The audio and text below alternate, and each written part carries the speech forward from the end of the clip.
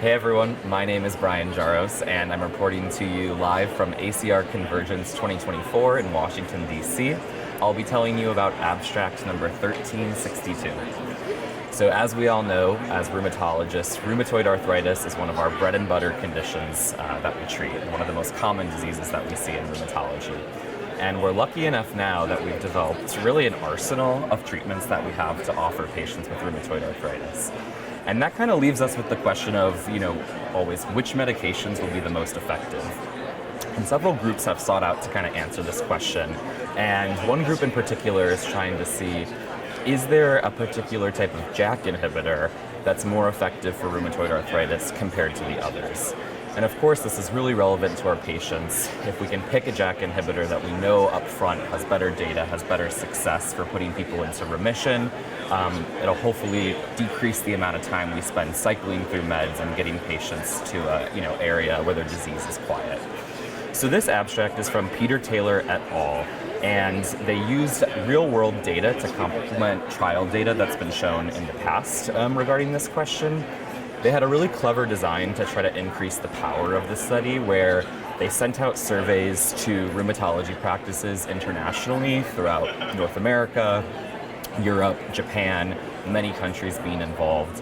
And they included patients who had rheumatoid arthritis and had been treated with any kind of JAK inhibitor for at least 6 months. Now, when they sent out these surveys, they were asking physicians to report on outcomes of these patients, specifically DAS28 scores, outcomes of pain and fatigue, and outcomes of compliance to the JAK inhibitor that the patient was prescribed. They then took all of this data back and tried to look for statistically significant differences between the different types of JAK inhibitors. And ultimately, they accrued a pretty good sized population of 1,400 patients, a majority of whom were taking Upadacitinib, 15 milligrams, and some other patients taking mostly Tofacitinib or Baricitinib.